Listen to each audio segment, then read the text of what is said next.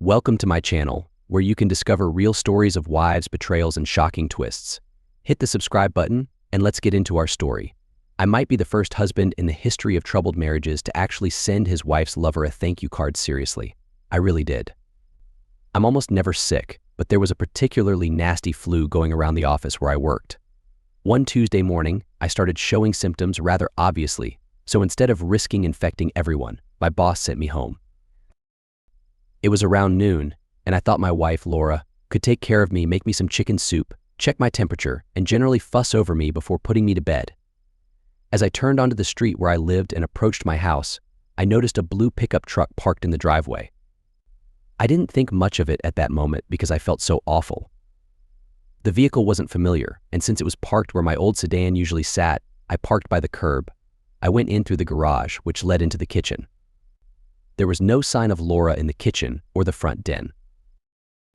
At that point, a queasy feeling unrelated to the flu started to build in my stomach, especially when I moved toward the back of the house where our bedroom was and began to hear the unmistakable sounds of an affair. I tiptoed to the door, which was slightly ajar, and peeked in. Sure enough, I saw Laura with some lanky guy I had never seen before, and she seemed to be enjoying herself. My reaction was odd. Part of me wanted to barge in and break up their little party, but another part of me just felt numb. I should clarify here that I was not aroused. When you love someone as long as I had loved Laura, seeing them cheat on you is not a turn-on if you're wired normally, and I was. I've always been someone who took fidelity seriously. In a split second, I had a moment of clarity when my future suddenly unfolded before my eyes. I made a decision right then that my life was about to change for the better. I took out my cell phone, pushed the door open, raised the phone with the camera on, and took about 4 really good pictures of the shocked lovers. Having captured visual evidence of my wife's infidelity and her lover, I turned and walked out of the house the same way I had come in. On my way out of the garage, I grabbed a screwdriver and casually used it to poke large holes in 2 of the tires on the guy's truck. I know it was childish, but it was the least I could do. Then I got in my car and drove off, but not before jotting down the license plate number of the pickup. It was the first day of the rest of my life. As I drove aimlessly, I thought about what I had just witnessed and realized it had been building up for a long time. I had no idea how long Laura had been cheating on me, or if this guy was the first or just one in a series. It didn't matter, because, honestly, I didn't care. I suppose a little background is needed here. My name is John Smith, and at the time of this story, I was 40 years old and had been married to Laura for exactly half of that time. At one point, we were deeply in love. It was almost love at first sight. We met shortly after I graduated from college and started working for a major tech company in a mid-sized Midwestern city. I had grown up in northern Colorado and had hoped to find something closer to the mountains where I had camped every year as a kid. Laura was from the city where we had spent our entire married life. I honestly can't pinpoint when my marriage began to deteriorate. It was a very long, very gradual decline that wouldn't have been noticeable to an outsider, but it was there, and I could sense it toward the end. We all have aspirations, and mine was to reside in the mountains and pen the great American novel. I believe Laura's major aspiration was simply to find a spouse and start a family right there in her hometown. You know how aspirations often turn out, they crumble on the rugged shores of reality. The reality for me was that I found myself trapped in this unremarkable Midwestern town, creating computer programs for the same company I joined right after college. I reached a certain rung on the corporate ladder, then found myself lost as more driven men and women surpassed me. Part of my issue was my refusal to take shortcuts. I was meticulous where my work was concerned, and I had little patience for those who opted for simpler solutions. Another aspect of my challenge was that I became so proficient in my specific role that I became essential in that position, which meant I was often overlooked for promotions, though I received regular pay increases and occasional bonuses. Another aspect of my dilemma was my rather passive nature. I was content to simply get by, and this attitude extended to my marriage. Don't misunderstand, Laura was a good-looking woman with dark brown hair and a full figure, and I have always loved her. She never completely shed the weight she gained from bearing our 2 children, but I still found her appealing, and apparently, so did someone else. We purchased a house shortly after getting married. It was in a respectable neighborhood, but definitely not in the more affluent areas. The house, constructed in the 1970s, had several features that had not been updated since then, so we gradually replaced one appliance after another without much strategic planning. We were always repairing this and that. We often spoke of acquiring something better, but after using our home as collateral for loans a few times, we realized we had priced ourselves out of any possibility of selling it for a profit. What we would need to pay off the mortgage and secure a better home was more than the house was actually worth. We could have sold it for less to someone as a fixer-upper, but that wouldn't have addressed the issue of finding a more desirable place that we could afford. Then there was the issue with our children. 3 years into our marriage, we had a son, Michael, and 4 years later, a daughter, Julia. These children were perfect examples of why adults in the animal kingdom sometimes consume their young. I tried to impose discipline as best as I could, but Laura's concept of discipline involved giving them whatever they wanted. She refused to allow me to discipline them for any wrongdoing.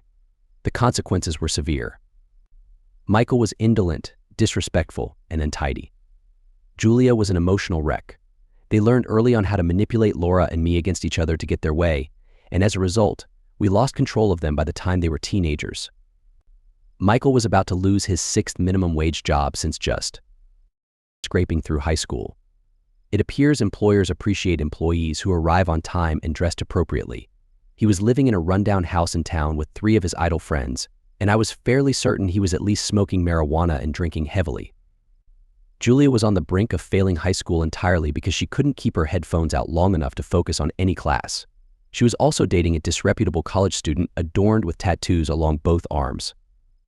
Laura was a nurse, and at some point in her career, she opted for the night shift, so on the days she worked, I would return home around 5:30 p.m. We'd sometimes have dinner, then she would leave for work around 6:15 p.m.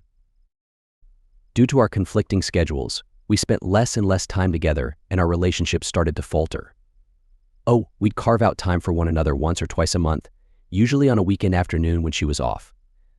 It was all right, there's no such thing as a completely bad relationship, but ours was rather bland. We would undress, touch each other briefly, and I would satisfy her, then we would drift apart once more. Occasionally, Laura would seek affection from me. Nonetheless, we managed all right until about a year before this incident when she began to act sourly towards me.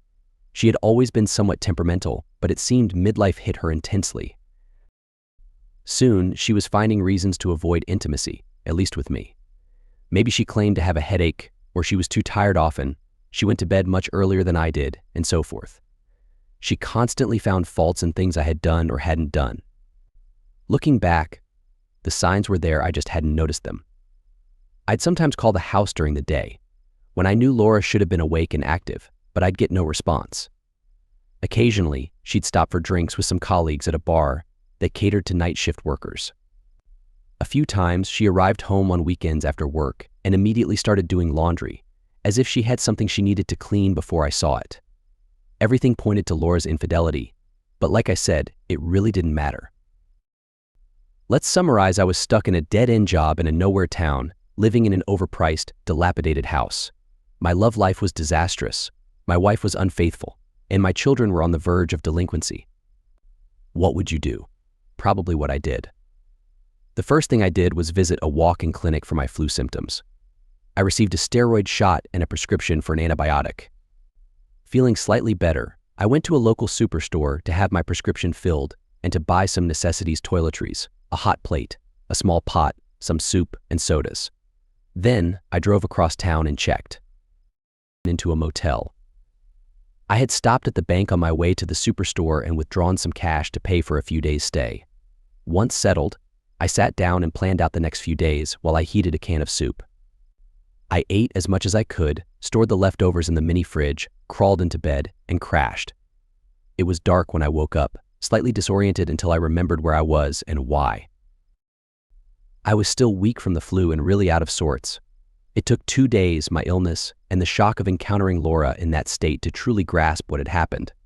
I heated up the remaining soup, drank a soda, and watched a football game on TV, then went back to bed. I did check my cell phone and saw a dozen calls from Laura.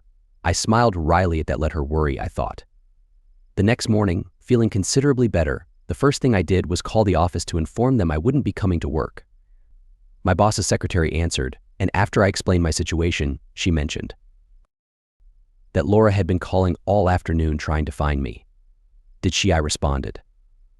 If she calls today and I imagine she will just tell her I've called in sick and won't be in today. That should keep her off your back. John, where are you? She inquired. Let me put it this way and see if you can figure it out, I replied. I'm not at my house with that. I hung up. I had made it very clear, I thought, that I no longer had a home. The more I contemplated my next steps, the more appealing they seemed. I couldn't really be upset with Laura. It was clear that she no longer wanted to be married to me for some reason.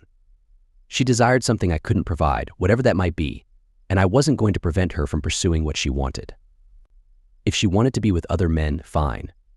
I'd grant her that freedom and liberate myself in the process.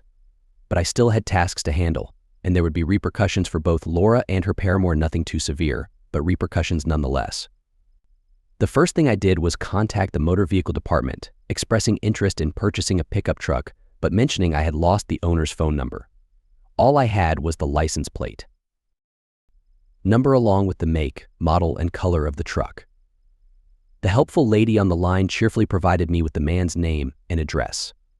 My next step was to call a friend who was a lawyer and get the name of the best divorce attorney in town. I called this competent woman and set up an appointment for 10 that morning. I showered, had a light breakfast in the hotel lobby, and then went to the bank. I had 2 certificates of deposit purchased years earlier. I cashed these, withdrew half of the funds from our joint savings account and half from our modest checking account.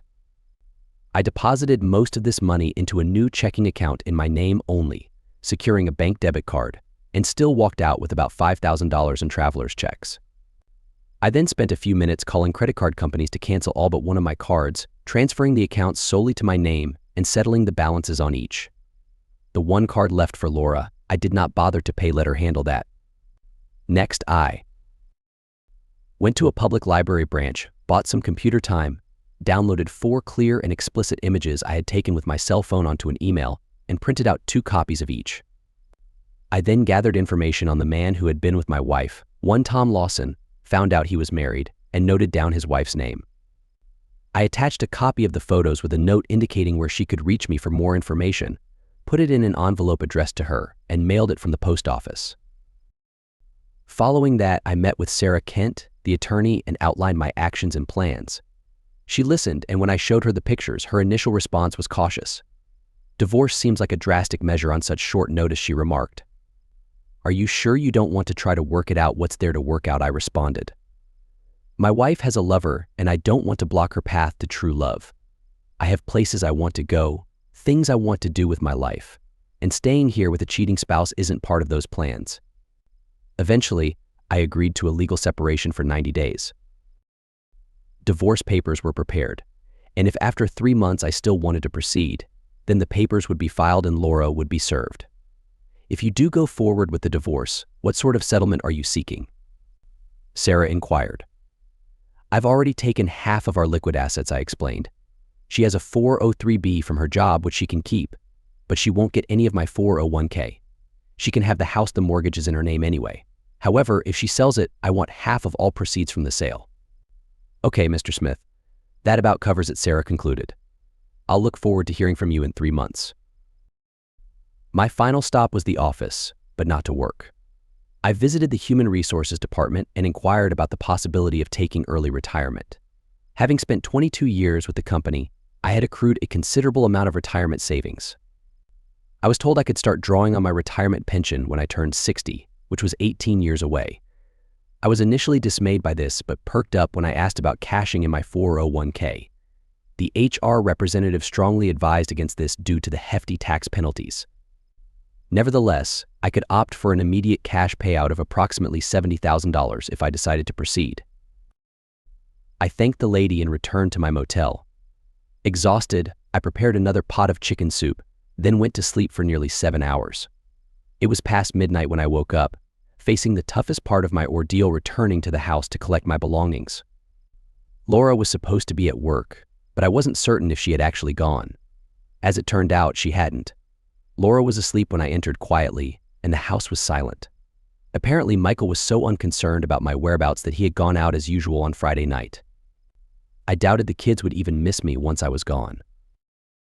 The first thing I did was gather what I needed from the garage tools, camping gear, and other useful items. I then moved to the small office area, plugged in my laptop, and transferred some files from the home PC to the laptop, which I then loaded into my vehicle. I also packed a couple of boxes with CDs, a portable player, numerous books, and a few sentimental items, including some photos, though none of Laura.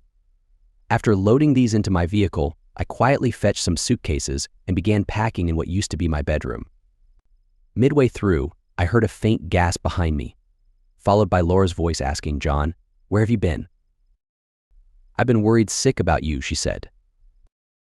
"Have you now?" I responded, trying to keep my voice free of anger. "What are you doing?" Laura asked. "What does it look like I'm doing?" I replied sarcastically. "Packing," Laura said in a shaky voice. "Give that girl a gold star for brilliance," I remarked. "John, I'm so sorry," she began. "Laura, I don't want to hear your excuses or apologies," I interrupted. "It really doesn't matter why, how, or even who, though I do know that much. You want to love someone else? Fine, I'm letting you." "But I don't love him," she insisted. "I love you. I want you." "You could have fooled me," I said sharply. "It sounded to me like you wanted him pretty badly yesterday afternoon. Let me see if I can recall the exact words. Oh God, screw me, isn't that about it?" Laura just buried her face in her hands, sobbing uncontrollably. I looked at her evenly. Any brief flash of anger I had was gone, replaced not by hostility, but perhaps disdain, a little disgust, but mostly I felt empty. I realized in that moment that I had no feelings for her whatsoever. I just didn't care anymore. I finished packing and let her sob into her pillow. It wasn't until I started out the bedroom door with the suitcases that she leapt off the bed and tried to stop me. "Wait," Laura cried. "Don't leave me, John. Please, can't we work this out? Please, I'm sorry, it was just a mistake." I stared at her silently as I carefully removed myself from her clinging arms and walked to the front of the house. Laura followed, sobbing hysterically. I pointed to the notice of legal separation, sitting on the kitchen table, amid the dirty remnants of that night's pizza dinner. "I'll be back in 3 months, early December," I said. "If I still feel the way I do now, I'm going through with the divorce. I'll let you know generally where I am, but I'm leaving and not sure yet where I'll be. Goodbye, Laura. I'll see you around." "John, no," Laura cried as I walked out the front door with my suitcases. I didn't look back as I climbed into my vehicle and drove back across town to my motel room. The next day was Saturday, so I slept in. Once I got going, I packed up what I had in the motel room and checked out. At $85 a night, the motel was a bit pricey, and there was a place near my office that catered to visiting business people. They offered long-term rates significantly cheaper than the average motel, around $45 a night. I rented a clean room for 2 weeks that had a small kitchenette, internet and cable access, and a large television with pay-per-view movies. If I felt like it, I did check out the movies offered on the TV, but mostly I relaxed and watched football all weekend, doing nothing else. Then, on the next Monday morning, I went to work. The first thing I did was enter my boss's office and hand him my letter of resignation, effective in 2 weeks. Needless to say, everyone at the office was shocked. I'd been there so long and in the same role that I suppose I'd become a fixture. My boss, especially, was in a frenzy. He spent the entire 2 weeks trying to persuade me not to retire, but I was resolute. On Tuesday of the first week, I received a call from my daughter, which turned out to be quite revealing.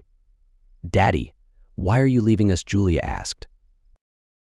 "You'll have to ask your mother that," I replied. "She told me to ask you," Julia said. "Okay," I responded. I caught her with another man on Friday afternoon. I was sick with the flu, took off work early, and there she was. I've got pictures to prove it." "Wow," Julia exclaimed. "I didn't think she had it in her." "Well, that explains why she's been so upset." "Daddy, she's a mess. She just sits around crying and blaming herself. You know, she called in sick all 3 days this weekend." "Tell your mother to pull herself together," I said, biting my words. "If she thinks she can guilt-trip me into coming back, she's sorely mistaken. I've already put in for my retirement, and a week from Saturday, I'm out of here. After that, what she does, what you do, and what your brother does are none of my concern." "I love you too, Dad," Julia cried. "Hey, you never cared about me before, so why start now?" I retorted. "You're just scared the gravy train's about to leave." That's not true, Julia said, sounding contemplative. I need you. You're the only one in this house with any sense, and I don't know what's going to happen without you. I'm sure you'll manage, I stated. Look, Julia, I'm sorry about what I said that was harsh. I'll be in touch, and I'll be home for Christmas, okay? I really do love you. I know, Daddy, she replied with a sniffle. I love you too. Michael never called. The next 2 weeks were busy. Laura tried to reach me multiple times, but after I hung up on her a few times, she got the message that I wasn't interested in talking. Her friends from work tried to persuade me to see her, but I refused flatly and made my feelings quite clear. It turns out Tom Lawson was a nurse in the unit where Laura worked, and they had been seeing each other for about 6 months. Most people I spoke to thought he was the only one she had been unfaithful with, but they weren't sure. I very directly expressed my gratitude for them informing me about my wife's actions behind my back. They had little to say after that. I received a call in the middle of the first week from Tom Lawson's wife. Apparently, Laura wasn't the first person, married or otherwise, he had been involved with, but she would be the last while he was her husband, because I had provided his wife with the concrete evidence she needed to kick him out. Interestingly, I never heard from Tom about Laura or his damaged tires.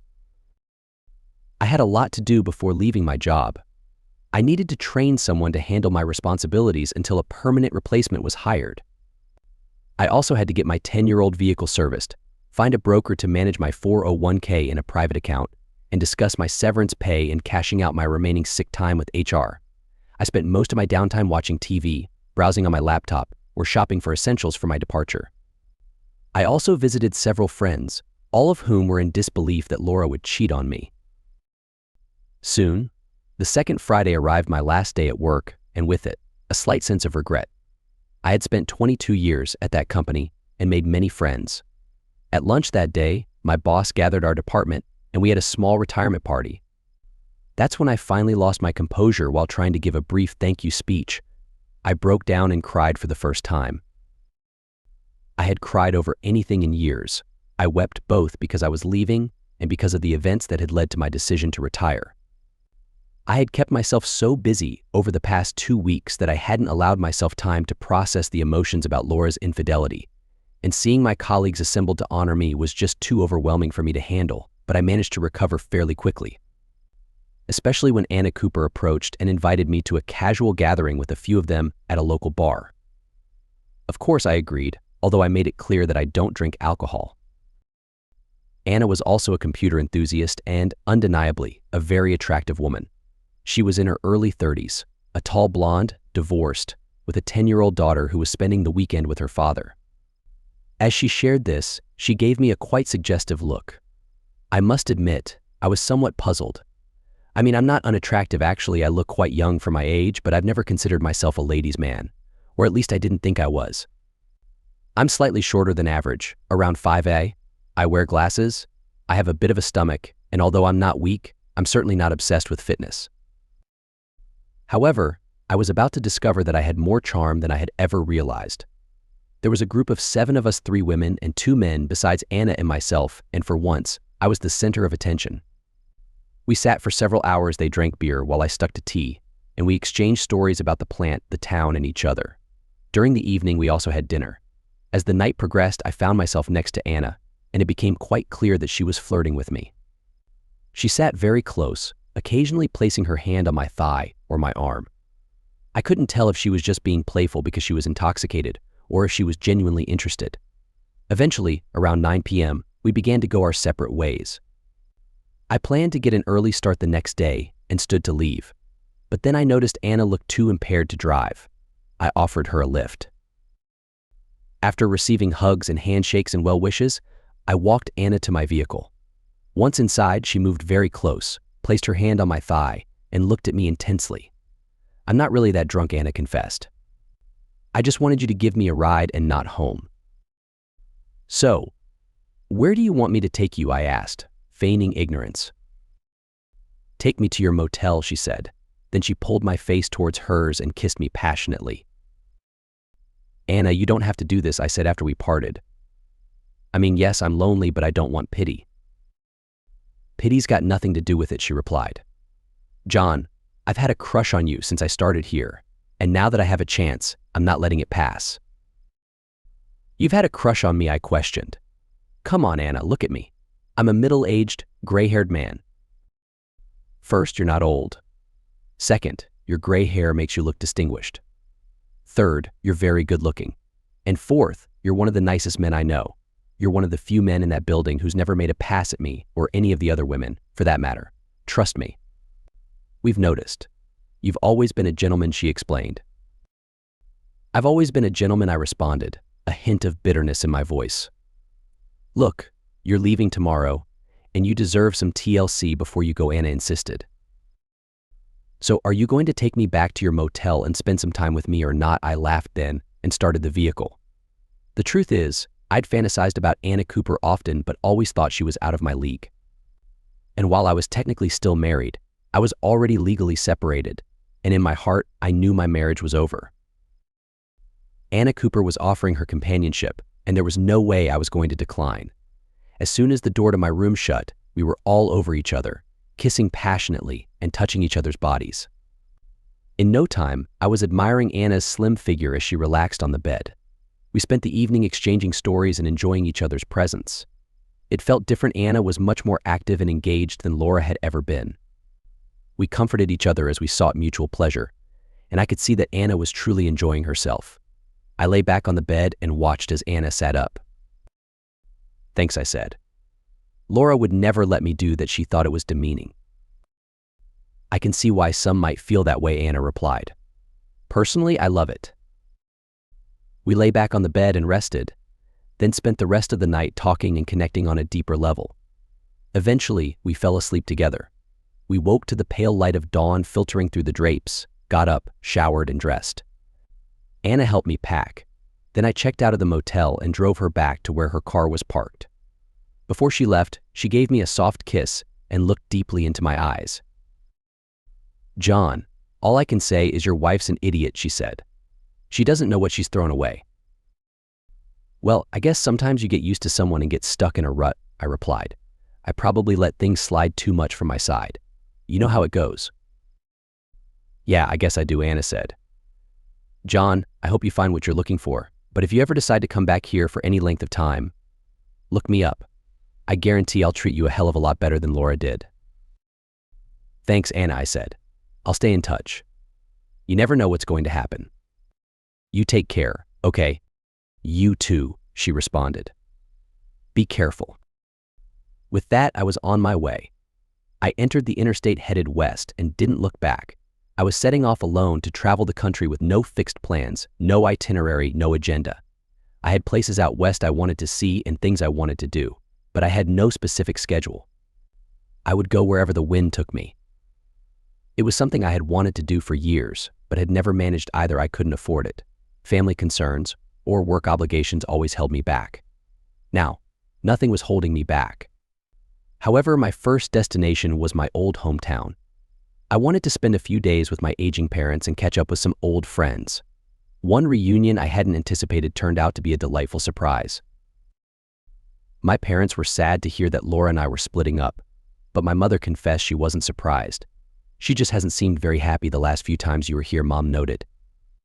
The following Monday, I was in the supermarket picking up some supplies for my journey when I heard my name called. I turned and a big smile crossed my face as I recognized Donna Matthews, a school friend.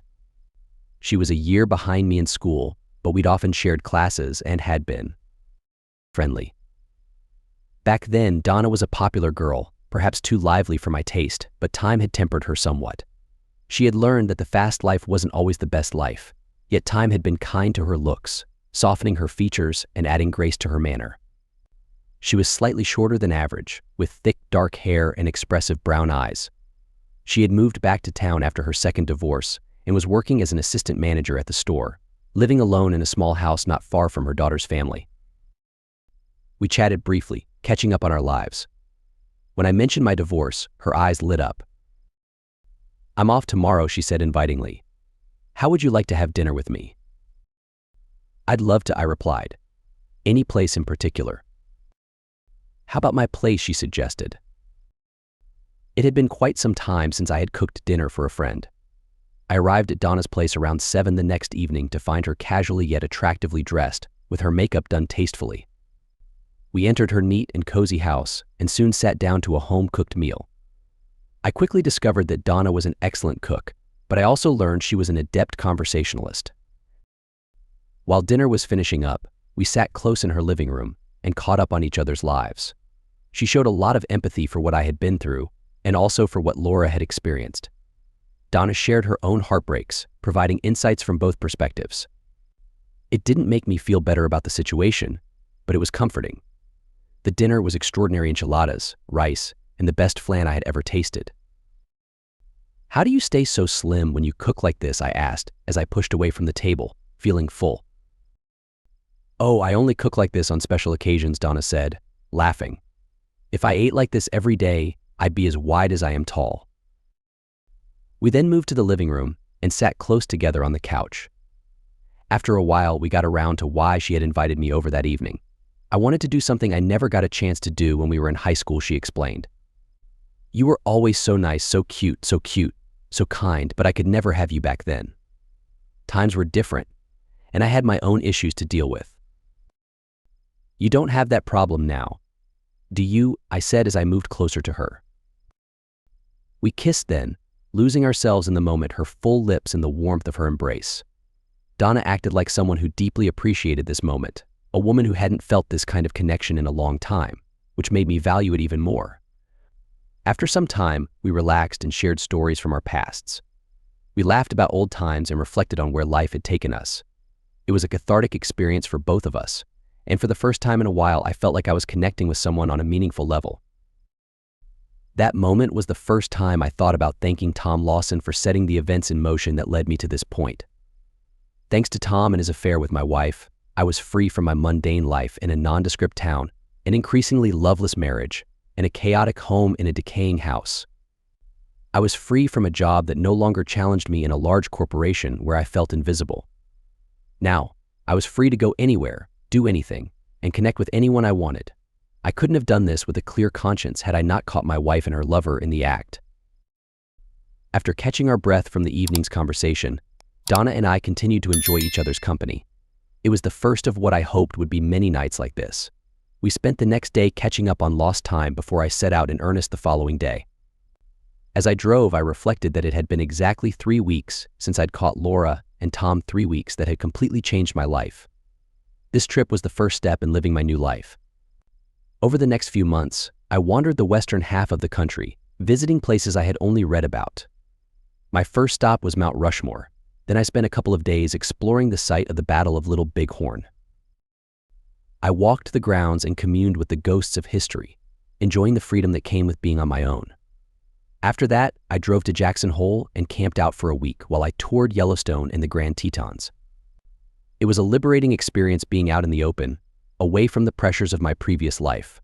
From there, I drove up to spend some time in northern Idaho, camping on the banks of a beautiful lake I had visited once as a teenager during a Boy Scout jamboree. While there, I fished the lake and hiked the trails, enjoying the cool mountains of the northern Rockies. When I awoke one morning in late October to 3 inches of snow on the ground, however, I knew it was time to move on to more temperate climates. I continued my journey to Seattle, then traveled down the Pacific coast through Oregon, spending some time in the renowned wine country.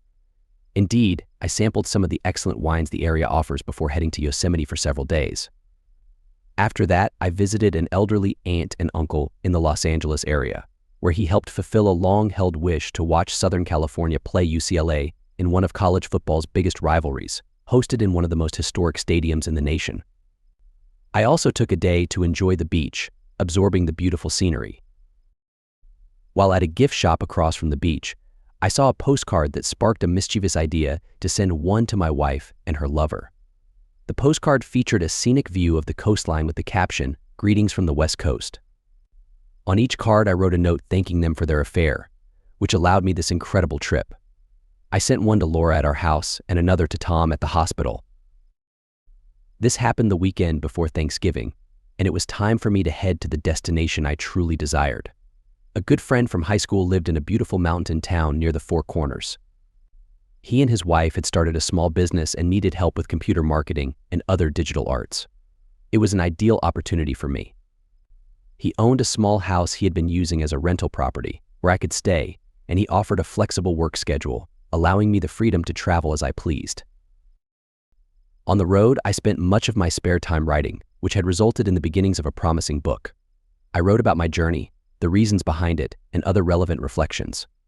Once I had finalized my business with Laura and settled in Colorado, I would have time to refine my work.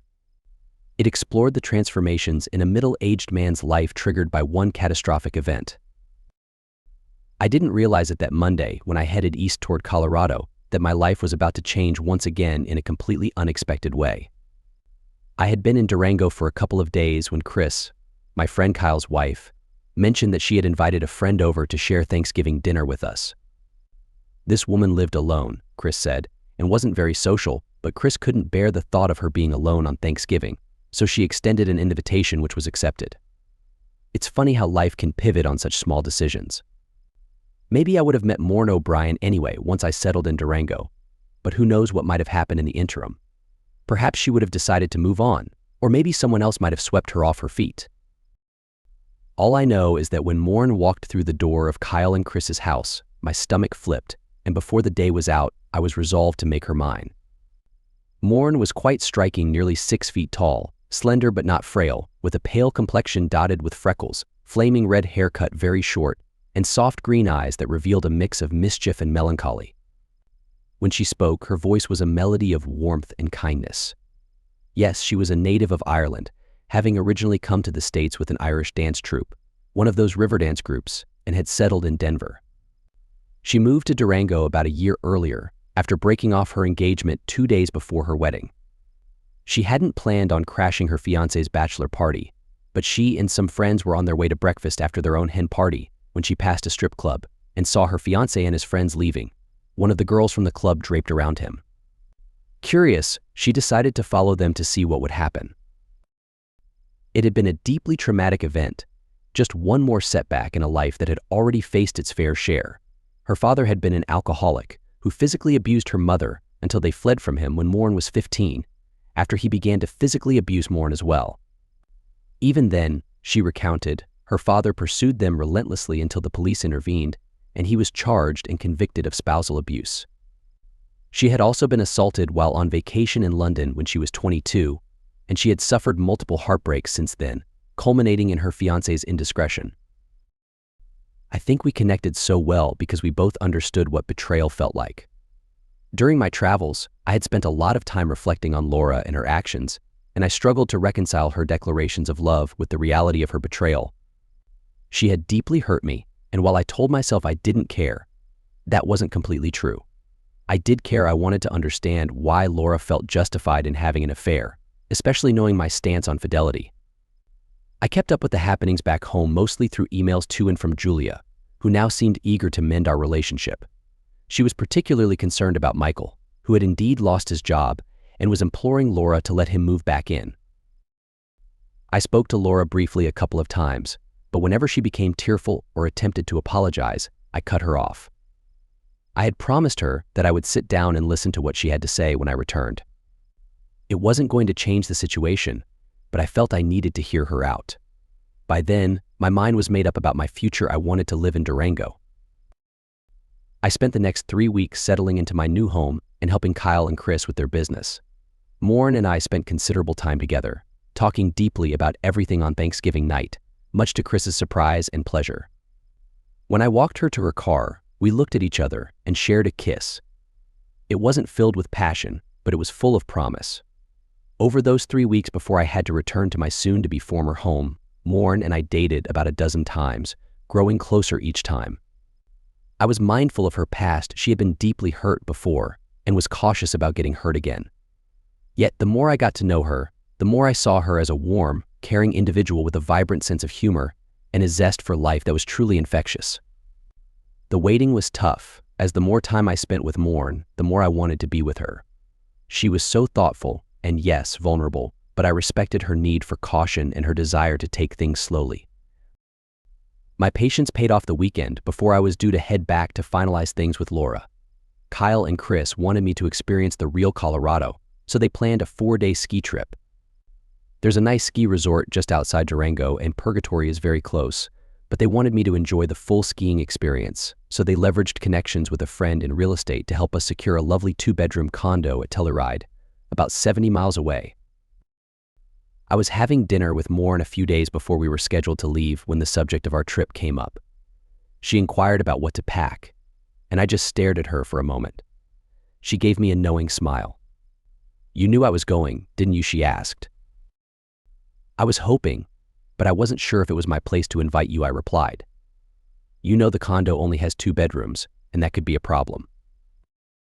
"How so?" she asked, her smile widening.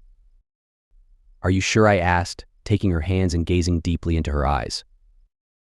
"Very sure," she affirmed. "I knew you were the one I've been looking for all my life the first time I met you. I know your heart, you're a good man, John, and you deserve happiness." We drove up to Telluride on a cold, clear Thursday morning. The early winter snows had been heavy in the high country, so we anticipated good skiing conditions, and they were excellent. I had skied once a long time ago during a college trip to Vail, and Morin had been skiing the previous season with Kyle and Chris. Despite our limited experience, Morin and I attended a 1-day ski school as recommended, before tackling the slopes on our own.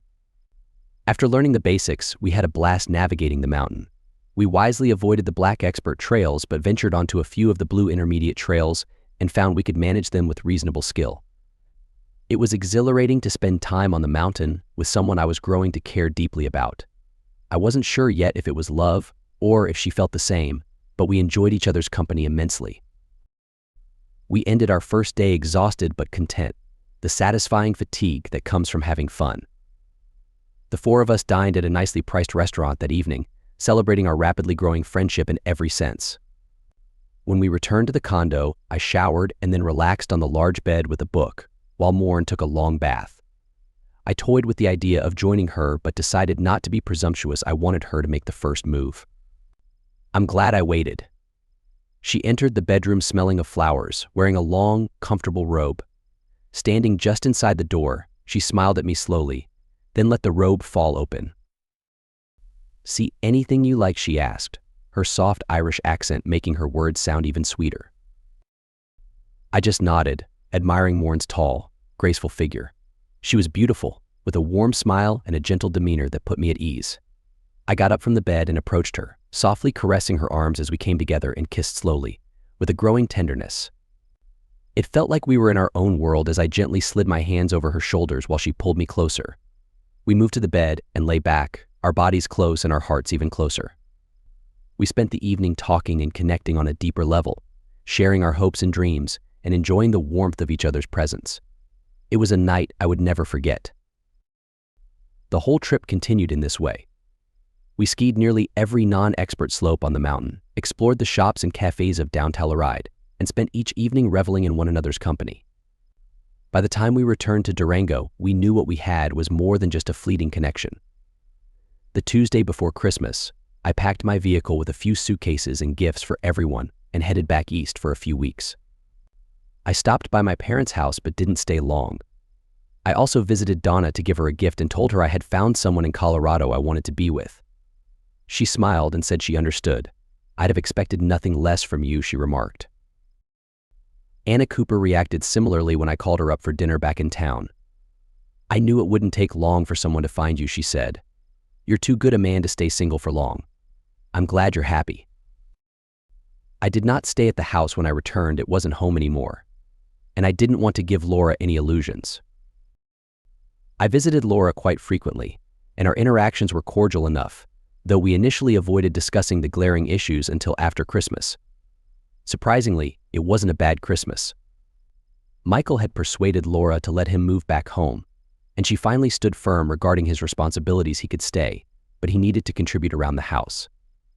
He had narrowly avoided some serious trouble while living with his friends, which apparently scared him straight, as he was now seriously considering entering a rehab program. Julia really took my departure as a wake-up call. She ended her relationship with her unreliable boyfriend and started focusing more on her education, realizing, as I had often told her, that without at least a high school diploma, her prospects were limited. She also got a part-time job at a youth-oriented novelty shop in the mall, where her unique style and personality were well utilized. The day after Christmas, with Julia at work and after giving Michael some money to enjoy himself at the mall, Laura and I were left alone to address our serious matters. I placed the divorce petition, prepared by Sarah Kent, on the coffee table in our living room. Laura stared at it, tears welling up in her eyes. "I guess you've made your decision," she said. "I have," I replied, "but I think I deserve some answers first. Why did you cheat on me, Laura?" "We had issues in our marriage, but if you had been open about them, maybe we could have worked through them," she said, seeming lost. "I expected you to fight for me, for our marriage. That if someone else vied for my affections, you'd do what was necessary. It just went too far. I was confused, but that's no excuse, I thought. I thought I could escape. Get this feeling out of my system. I really didn't think you'd give up on us that easily." "What was there to fight for?" I said softly. "You were unhappy all the time. Michael was on the brink of disaster. Julia was heading down a troublesome path. The house was falling apart. Work was exhausting. And then you started seeing someone else. Honestly, what was there to fight for? And that still doesn't answer why you decided to betray me and then continue doing it for months." "It was a new experience," Laura explained.